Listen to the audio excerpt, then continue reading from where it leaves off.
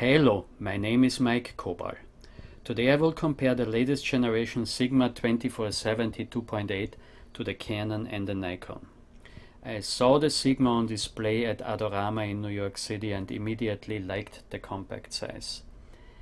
I will ignore most technical aspects about this lens and focus on how it handles and how the zoom and focusing ring compare to the Canon and the Nikon. I'm sure the preview or PhotoZone will do a scientific test on this lens pretty soon. However, I will compare the image quality at 24mm and 70mm wide open between all three lenses. I'm using the Canon 5D Mark II for this test. At ISO 400 that gives me a very short exposure time. The first lens is the Sigma. The zoom ring and the focusing ring have just the right amount of resistance. Feels great, a pleasure to focus and zoom in and out with this lens. The lens barrel does not extend at 24mm. I like that a lot, especially for walking around. The manual focus autofocus switch feels a little bit cheap, but that's the only thing I could find that I don't like about this lens. Not a deal breaker. Now I am putting on the Canon. The Canon has a much better manual focus autofocus switch than the Sigma. The zoom ring feels good, but the focusing ring in manual focusing mode is just too loose. Does not feel good to manual focus with the Canon. Another thing I don't like that much, the barrel extension at 24mm. Now the Nikon. I found this adapter Nikon to Canon mount on eBay, couple bucks, $6 plus $5 delivery.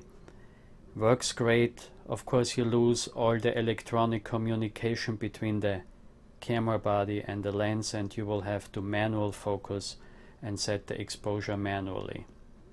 I'm also using a piece of gaffer tape to hold the aperture pin in place, just in case you were wondering how I got the lens to stay wide open. Works without any problems. Now let's look at the results. I processed the files in Adobe RAW at the default setting, then saved them as JPEGs at maximum quality and cropped at approximately 100% to 720 by 1080 pixels. First, let's look at the Sigma at 24mm at the center resolution. Very sharp, no complaints here. Now let's move over to the top right corner, 24mm. Looks very good, except for the extreme corner that looks a little soft. Now let's take a look at 70mm. Center resolution, very sharp, very good contrast. Top right corner, very sharp, very good contrast. Even the extreme corner is sharp, great. Just a little vignetting. That can be easily fixed in post, but does not look like necessary. Now let's look at the Canon. 24mm center resolution, very sharp, high contrast. Let's move over to the corner. Corner looks a little better than on the Sigma in terms of sharpness, but the vignetting seems to be stronger. Not a problem, fixable in post. Let's move on to the center at 70mm. Very sharp, very high contrast. Now the corner at 70mm. Very sharp, but it appears not as sharp as on the Sigma. Now the Nikon, 24mm center resolution, very sharp, good contrast, top right at 24mm. The Nikon appears to be sharper than the Sigma and the Canon, but there is still softness at the extreme corner. 70mm Nikon center, very sharp, high contrast. Top right corner, Nikon 70mm, very sharp all the way, even the extreme corner, and no vignetting. Okay, this was it. In terms of image quality wide open, the Nikon is number one and the Canon and the Sigma are settling for silver. It depends on your preferences. The Canon wins in the wide angle department, the Sigma in the tele department.